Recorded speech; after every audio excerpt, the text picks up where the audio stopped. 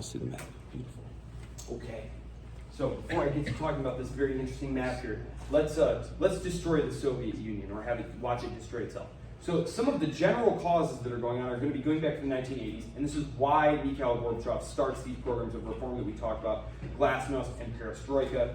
We had economic stagnation, the Soviet economy facing severe challenges. Remember, part of this was based on the tremendous decline in the price of oil, right, which the Soviet Union had become very, very dependent on. Nationalist movements. The former head of the KGB's intelligence unit lamented later that the Soviet Union was like a chocolate bar. If you ever open up a Hershey bar, it's perforated, right? Along those perfect little spots for you to break it up. You had all these national republics, right? So when Gorbachev opens things up and power is sent down to these local levels, it's like you have all these individual states ready to go, right?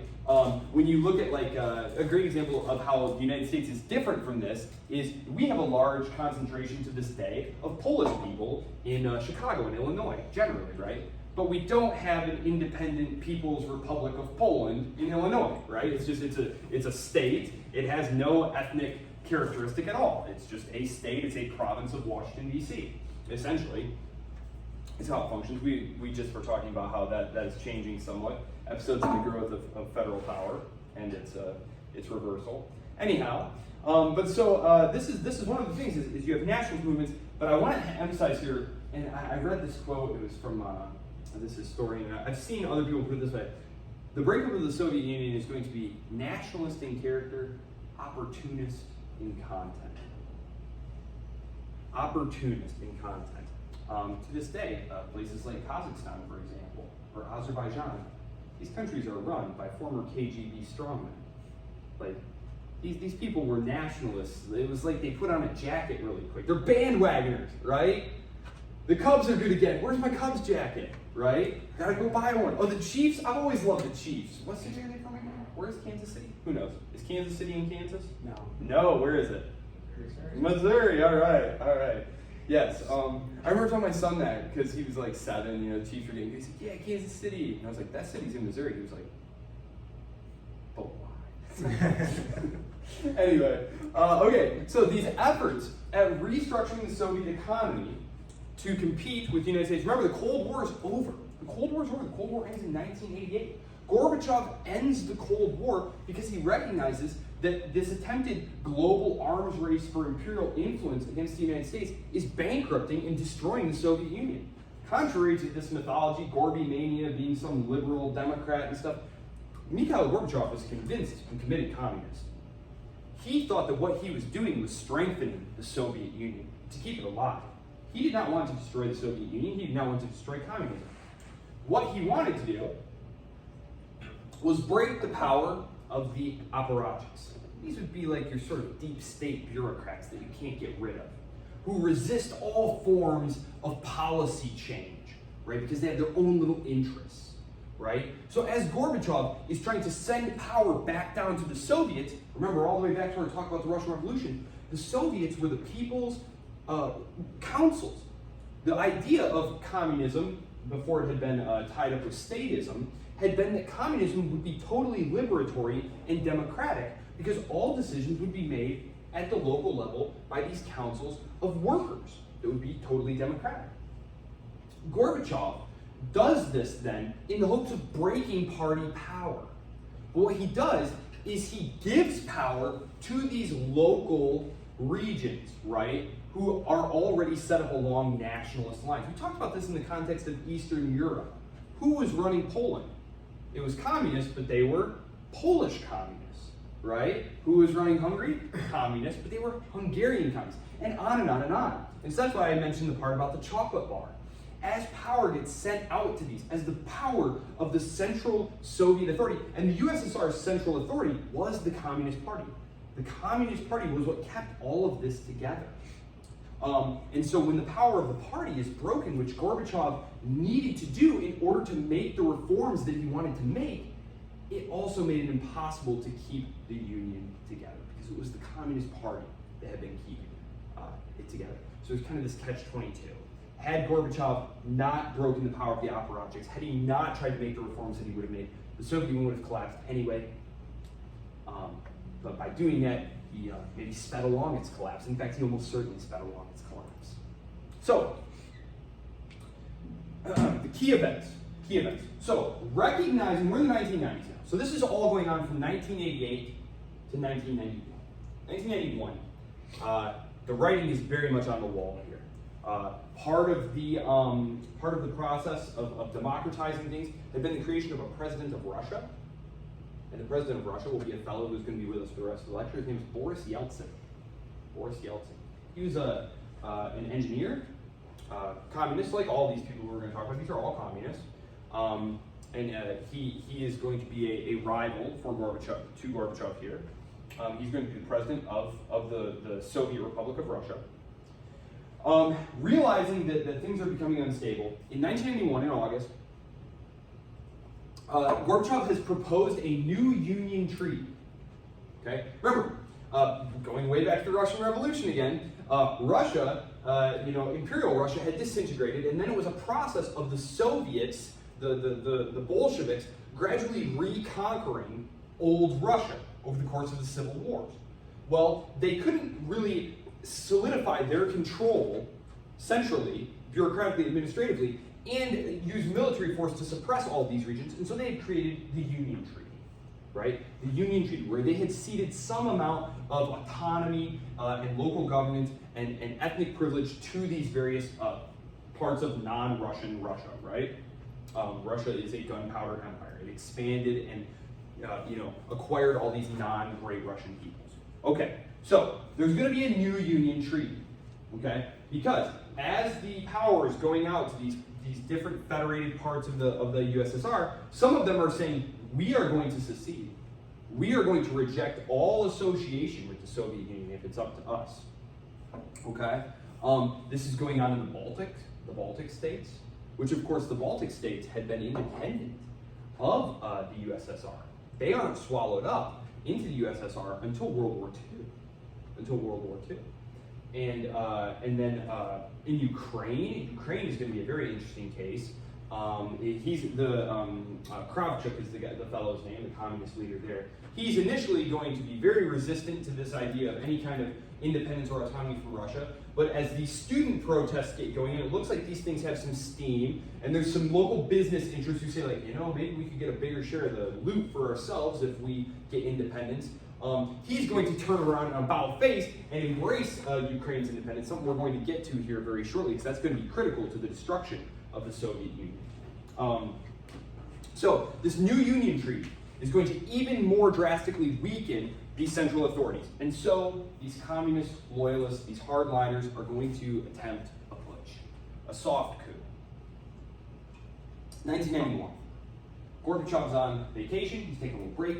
Stressful time, very stressful time to be party chief. So he goes out to his dacha.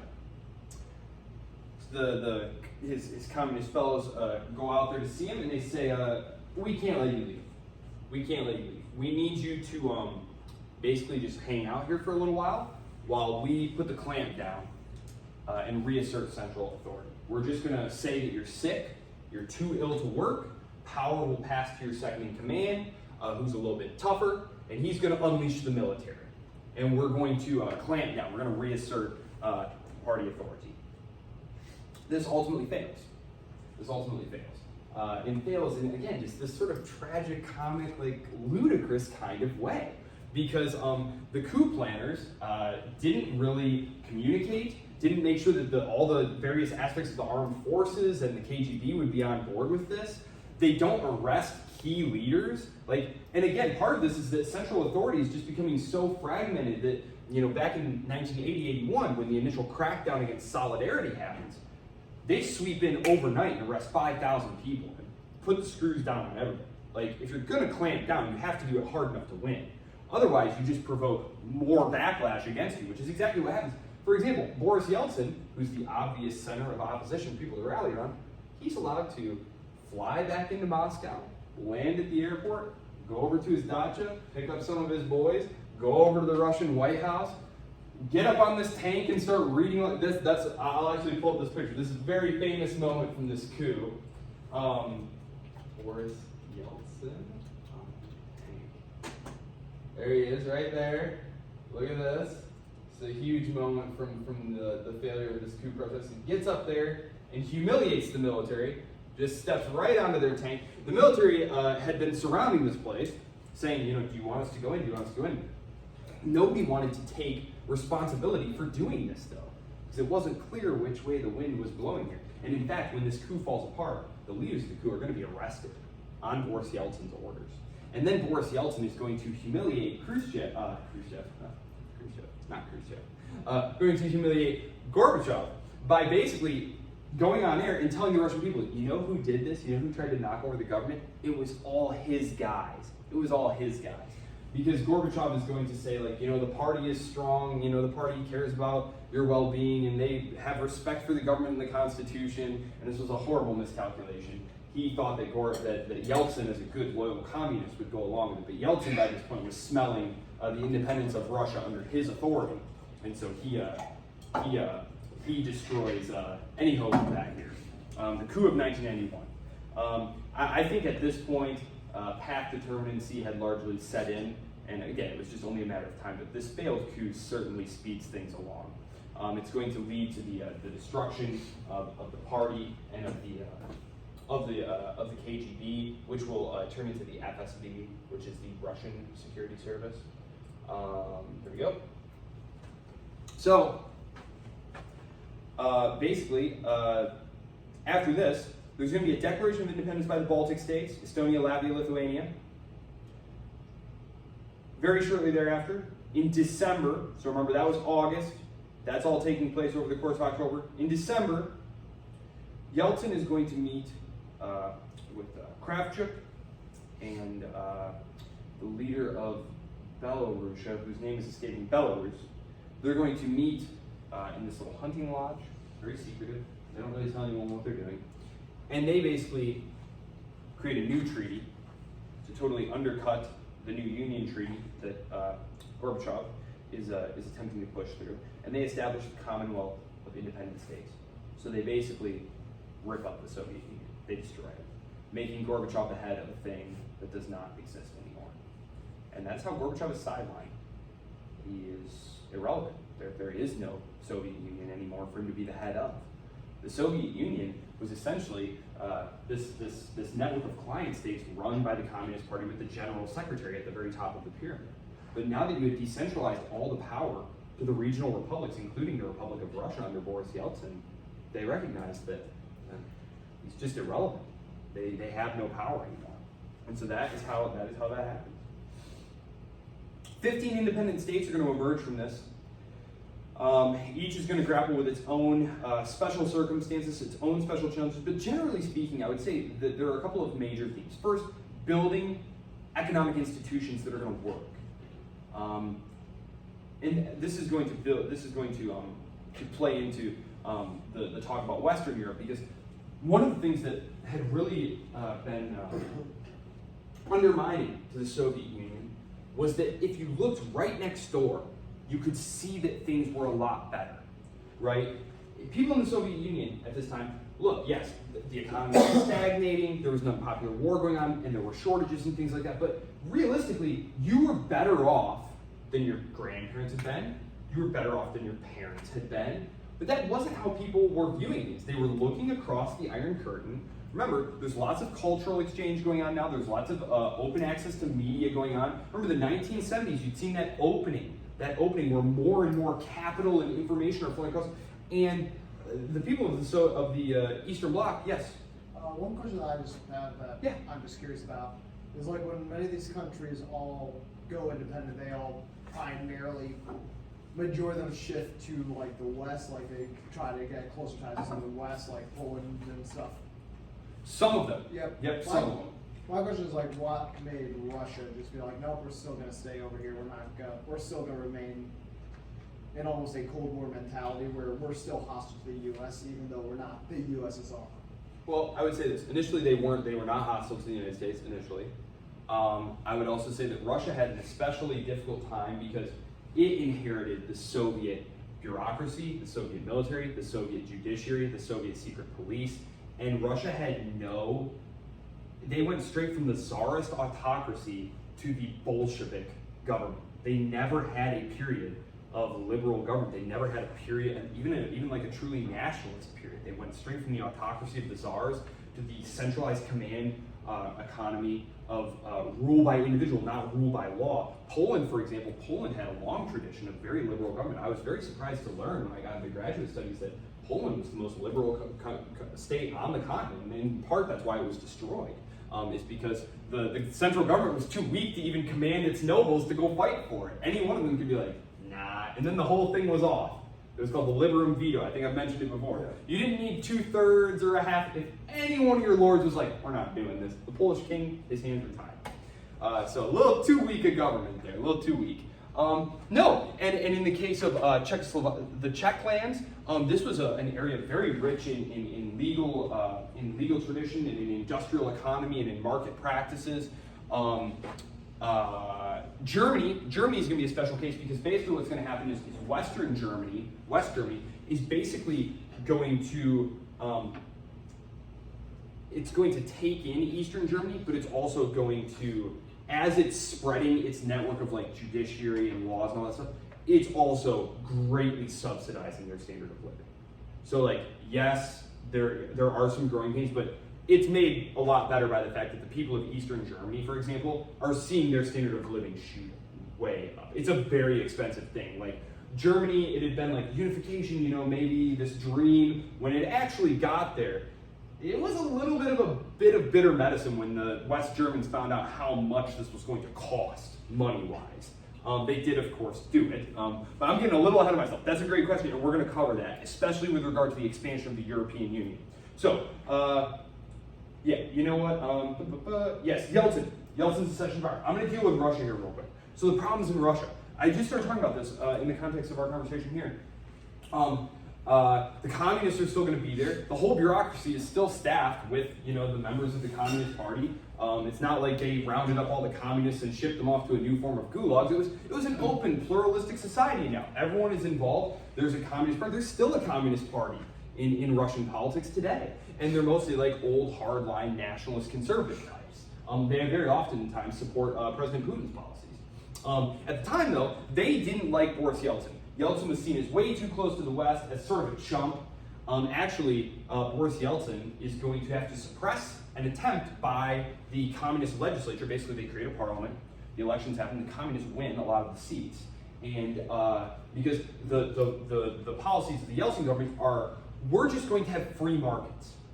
We're just going to have free markets, and free markets are why the West got rich and why we're not rich. And if we just have free markets, everyone's going to be rich. Well, look, I am a free market diehard. But one thing that you have to understand about free markets is they require serious legal protections. There has to be rule of law. You cannot have free markets in a society without the rule of law, or it just turns into a giant kleptocracy, which is exactly what happens to Russia. Russia undergoes a horrifying period of deprivation, because at least under the communists, you had food and shelter and stuff. Under the new administration of Boris Yeltsin, food's going to disappear, hyperinflation is going to happen, the ruble is going to collapse. His government is not popular, right? His government is not popular. And the communists are going to try and take it out by a vote. And Yeltsin is actually going to ordering tanks and bomb the parliament into submission. Yeah. 1985, 1983.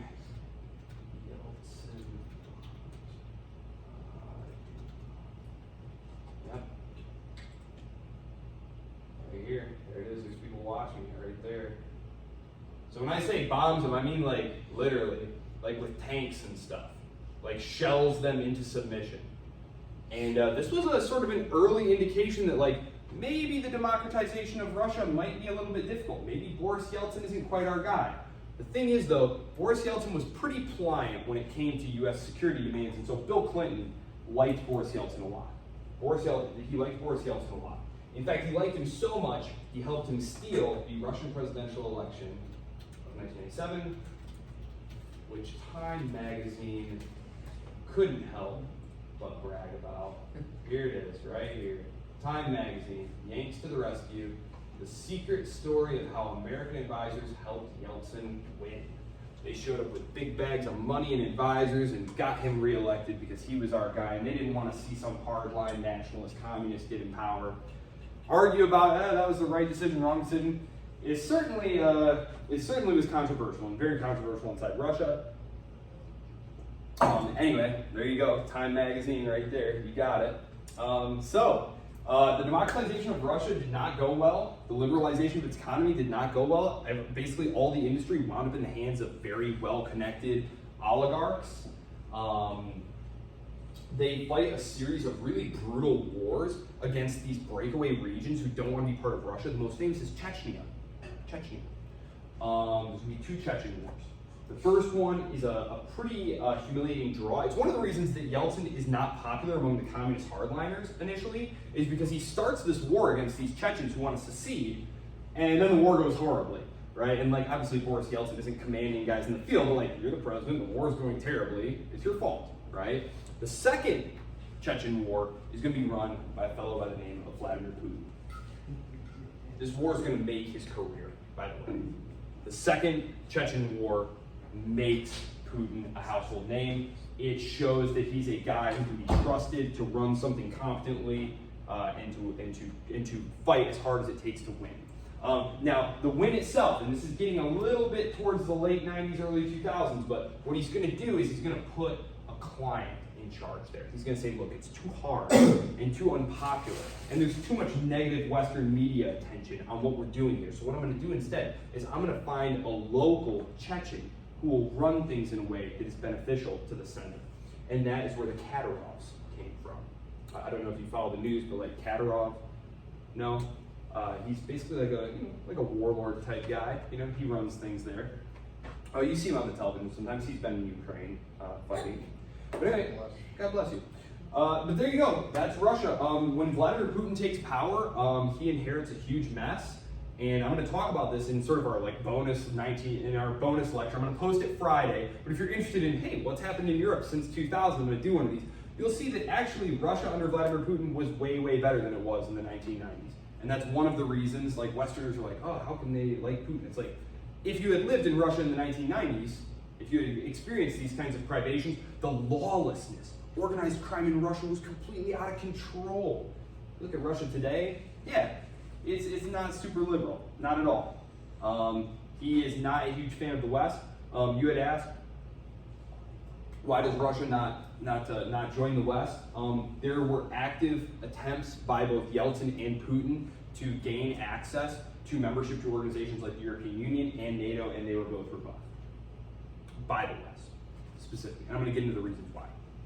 Okay, so that was the USSR. Now Russia. Very quickly here, I'm just going to blast through some stuff here. Western Europe in the 1990s. So Eastern Europe, you have all these states getting created, right? You have a Poland, you have a Czechoslovakia, but they're going to quickly break apart in what's called the Velvet Divorce. So now you have the Czech Republic and you have Slovakia. This was a weird state that had been mashed together at the end of World War I. It had never been a thing. And it was actually peaceful? Yeah, and they break apart and it was peaceful.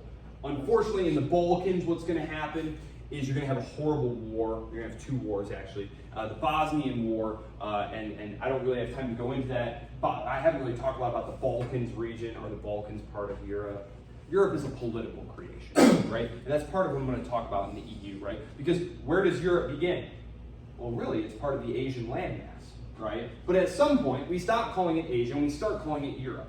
So the definition of Europe is in some ways a highly political subject. We're going to talk about that in the context of the European Union. So, okay. In fact, you know what? I'm going to go for it. I'm just going to go for it. Really quick here. The Yugoslav War. So, remember, there was the Kingdom of the South Slavs that had been put together at the end of World War I. And it had Croats, Bosniaks, Slovenes, Serbs. The Serbs, of course, were the biggest single ethno-linguistic group here. Okay, and so they wanted to dominate the state. Okay, during World War II, what's going to happen is the Italians and the Nazis are going to invade, and a communist underground partisan fighting force under Josip Broz Tito is going to fight them off. This is going to be one of the worst spots. Bless you again, a little allergy season. I feel you. Don't worry. I hear you. Take the kids to the playground. Okay. But But basically what's going to happen is he's going to take power himself. Tito's going to take power himself. And actually, when Stalin's like, oh great, a communist got in charge there, he's not going to follow Stalin's line. Stalin is actually going to try and kill him a couple times. He's going to fail. There's going to be this great moment where Khrushchev, after Stalin dies in 1953 and Khrushchev takes power, he's going to go personally to Belgrade to visit Tito to say, look, sorry to get off on such a wrong foot there. It's cool, really. Yeah, so that's Yugoslavia. When Tito dies, the iron rule of the Communist Party is going to start to slip a little bit. And you're going to see something very similar happen to what happened in the USSR. You have all these regional republics who are already nice and neatly broken up into their own ethno-linguistic groups, pretty much, right? And so when central authority slips, there's going to be political fragmentation, and Slovenia is going to declare independence, Croatia is going to declare independence, and the Serbs are going to try and stop some of this. There's going to be a lot of violence. There is ethnic cleansing that goes on. It's highly, it's one of those disputed things. The Srebrenica massacre is what it's called. It's one of those things that is very controversial to this day, debate. I think it's safe to say, though, that there was ethnic cleansing that was going on. And this is where you essentially are saying, look, Slovenia, I'm just going to use Slovenia for an example. Slovenia is for Slovenians. So if you're not Slovenian, you got to get out. Now, maybe you leave on your own, maybe we push you out, maybe you get killed if you stay. That's ethnic cleansing. And there was that going on. It's more important, I think, for our purposes, and in terms of U.S.-Russia relations and West and Russia relations, is NATO decides to step in. There was a debate going on in the early 1990s around the same time of what is NATO's purpose? NATO had been created to keep the Soviets out of Europe. Well, mission accomplished. There's no more Soviets. Do we pack it up? Do we roll it in? There was a major presidential candidate. His name was Pat Buchanan. He lost the Republican nomination to the incumbent George H.W. Bush, but his opinion was time to bring the troops home. He had been an ardent Cold Warrior. He believed the Cold War was over now, and it was time to leave the Europeans to sort out their problems. He said, look, Russia is as weak as it's ever going to be. Western Europe is very strong. They'll figure out a way to live with the Russians. They lived together for centuries without us. It'll be fine. The war in Bosnia, the war in Yugoslavia, disintegrating Yugoslavia, opens up an avenue for military intervention, and critically, this defensive alliance, NATO, turns offensive. It goes out of area. This is the first time, or you're looking at this way, it goes out of area, down here. This was a huge turning point. It was a huge turning point in NATO, and it made it easier to use NATO as an instrument of power. And they would do it again in the late 90s in the Kosovo War, which was, I'll pull up Kosovo on that because I highly doubt any of you know where it is, because it's so trivial and important. Do any of you know where Kosovo is? Just out of curiosity? You do? Oh, we had a lot of Albanians at my high school. No way. I mean, okay. there were also Albanians, but there are a lot of them from Kosovo. No way. Okay. They hated Serbs. Yes, they do. They do hate Serbs. 100%. And Serbs hate them. hate Yeah. Kosovo. Here we go. I'll pull up. Okay.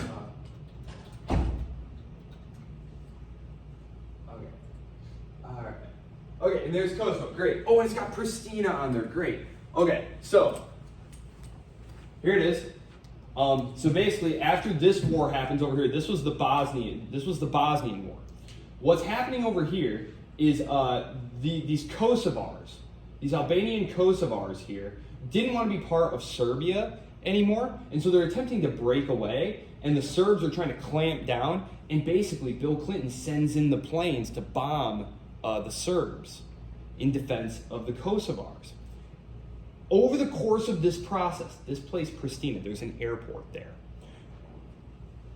NATO forces and Russian forces are going to race for this airport. The Russians are going to get there first, and Wesley Clark, commander of NATO forces, orders, and I'm not joking, the commander on the ground, Michael Jackson, that's his name, Commander Michael Jackson, with Captain James Blunt serving underneath him. I'm not joking about any of this. I'm not joking about any of this. General Wesley Clark orders him to take the airport from the Russians. Michael Jackson, different Michael Jackson, tells him, I'm not going to start World War III for you. Literally disobeys orders on the ground. refuses to, which wisely, right? Like we're gonna start a firefight with the Russians over Pristina Airport. What? Come on, guys, come on. Anyway, he was almost president, by the way, Wesley Clark. He ran for the Democratic nomination for president to try and unseat George W. Bush, who lost to John Kerry. Anyway, so just a little fun fact for you all. Pristina Airport, the place where World War III almost started. Thank you, Michael Jackson. Okay. So these things all sour the relationship between the West, Western Europe. Western Europe is part of NATO. Part of the problem with this all is that NATO, the United States, calls most of the shots without having to live right next door to Russia. And at this time, the Europeans are more interested in creating the European Union and in using their resources to subsidize living conditions, of creating these very nice welfare states, basically demobilizing their military, basically taking their foot off the military gas pedal entirely. When the war in Ukraine happened, right? War in Ukraine happens, and Germany says, we'll send you tanks. How many tanks they have to send? Like 3, the most right? recent one or 2014? Do what? Are we talking about the most recent invasion or 2014? 2022? Yeah. Well, in 2014, the West doesn't do anything Yeah. except like some sanctions. No, when I mean that when they actually go to send military hardware, Okay. right? And they have all this on-paper hardware. It turns out that the Europeans haven't really been spending any money on their military, right? We saw it under Clinton, we saw it under George W. Bush, we saw it under Barack Obama, and finally under Donald Trump. Donald Trump, the reason that I feel like the Europeans hated Donald Trump is because every president had been saying, we would really like you to spend more. We'd like you to meet your 2% of GDP spending target on defense. That's the rule in NATO, right? You're supposed to spend 2% of your GDP contributing to the military defense of NATO. And for years, France didn't meet it, Germany didn't meet it, nobody was meeting these targets, right? And it was very obvious when the war in Ukraine started and the US turned to its allies and said, start sending them weapons and stuff, and Germany was like, well, we can get them 3 tanks, maybe next year. And Spain was like, we got some tanks. We got 5 of them, and they go up to pick them up, and they're like these rusted out pieces of crap, right? And it's like, okay, so this is what happens here. This is what happens when you live in a totally safe neighborhood, and you've got a big guy next door who, if there's any serious problem, is going to come over and take care of the problem anyway. This is one of the problems with the European project, is there's no actual autonomous military command structure, right? The European Union and the reading for this last week and this week was about the rise of geoeconomics. The people who create the European Union believe that we are moving beyond the old thinking about geopolitics, and that the new power in the world is going to be geoeconomic. So there's no need to spend money on military resources as long as you have a lot of economic power. And political power will follow economic power, so let's just focus on economic integration. And so that's what's going to happen here. So in the background, while all of this is happening, and U.S.-Russia relations are getting bad, and relations, therefore, naturally, as a direct function of that, because these countries are all in NATO, and NATO is going to start pushing toward the east. Now, one of the rationales for this is that European Union expansion was moving too slow. We're going to talk about why that was. Yeah, let's go do that. In 1982, the Maastricht Treaty is going to change the formal structure of what we've been talking about, which was the EEC, which we had picked up with the Treaty of Rome back in 1958 and carried forward all this time.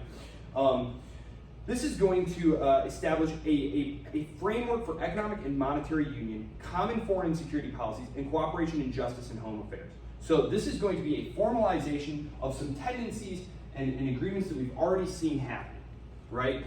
Throughout the 1940s, throughout the 1940s, the late 1940s, remember we see the European coal and steel community. 1950s, we have the Treaty of Rome, the EEC. And then the 1960s and 70s, we see a deepening of these bureaucratic institutions and an expansion, right? We see them add Denmark, we see them add Spain and Greece and Portugal. It's also going to culminate in the creation of the euro in 1999 for our purposes. Even though the euro is not actually going to enter like circulation until the early 2000s, in 1999 it's introduced and the central bank will start using it for clearing. In 2002 is when it actually, physically, you can get it, So a couple of European institutions that, if you did not do the reading for this, there were 2 readings. One of them was about geoeconomics. The other one was about how the European Union works, just like a nuts and bolts, like here's the elections, here's the institutions. We have the European Commission. This is the executive branch of the EU. This is the one responsible for proposing legislation and then implementing the decisions. You have the European Parliament, which is a directly elected legislative body of the EU. If you're an EU citizen, you vote not only in local and national elections, you also vote in EU elections for the European Parliament. Then you have the Council of the European Union, and this is the ministers of the member states, okay? And they basically meet to talk about coordinating policies and concluding international agreements. Then there's the European Council, which is made up of the direct heads of states of the EU states, and this is more of a talking shop. But, just like the GATT was just a talking shop, that's the general agreement on tariffs, just like that was just a talking shop, it can be important. It can be important for sharing ideas, for fostering personal relationships, for building up, sort of common talking points, frameworks that can then translate into policies later. So it is a talking shop, but it is important. And then you have the European Union's Court of Justice. Uniform interpretation and application of EU law, resolving disputes between member states and EU institutions, and the protection of rights under the law. One quick distinction I'll make here before I talk about the expansion of these institutions and why it's been faster in some areas and slower than others, is you have the European Union, which is the political organization that operates under all these, and then you have the Eurozone. The Eurozone are the countries that use the euro as their currency. So you can be inside the European Union and use a different currency. Okay?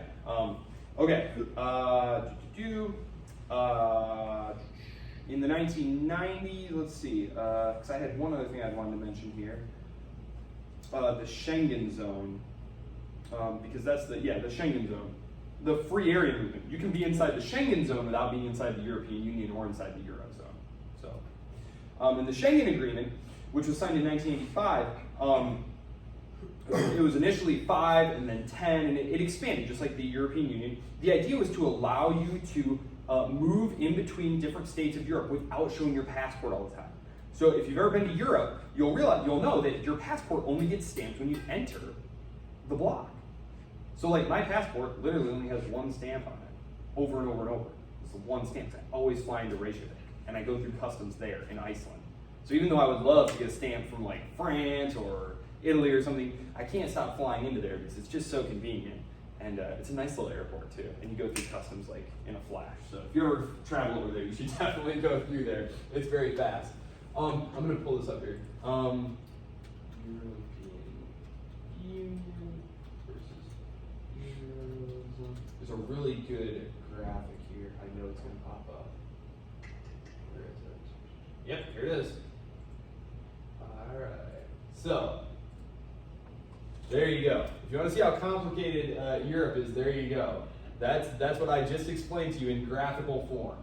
So you have the Schengen area, which is the free movement area, and then you have some of these countries are in the Eurozone, and some of these countries are inside the European Union, right? So to find this graphic, if you want to see it or keep it for yourself, all you have to do is Google European Union versus Eurozone. It will bring this up to kind of explain the complicated arrangement here. Europe is a mess, right? This is a process that is still ongoing. But I would just emphasize, when we talked about this in the start, the process of forging the United States into one body underneath Washington, D.C. took like 120 years, basically, right? From start to finish. Europe is still in its infancy. And just like it took a while to overcome states' rights and the strong identity of like, I'm a Michigander, I'm a Virginian, that took a while. Europe's national identities run much deeper than that. Being French, being Italian, these things run deeper than that. So it's going to take time for the Europeans to overcome national identity questions, if they ever can. I realize I am out of time.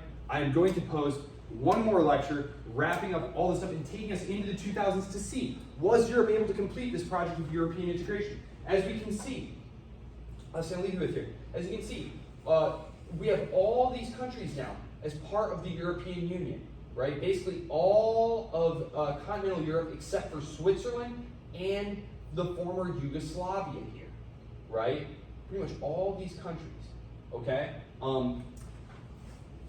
Ending now. Yeah. At the end of the 1990s, though, it's pretty much stopped right here. It's pretty much stopped right here. So we'll go into the expansion in these countries in this bonus lecture if you're interested. You don't have to watch it if you don't want to, but it will be there. Okay. Any questions? Okay. Thank you all so much for your time. I look forward to, well, I guess I won't see you again, which makes me very sad. It's been a pleasure. Feel free to contact me if ever you feel so inclined. Papers are due on Friday. I will give you until literally 11:59. Yeah, I know you all have exams this week. Best of luck. Are the papers weighted, like in grade? Wait. Like when you? It was cumulative points. No, it's all just cumulative total number of points. Okay. Yep. The papers are worth the overwhelming amount of the points. However, Dr. Edwards asked me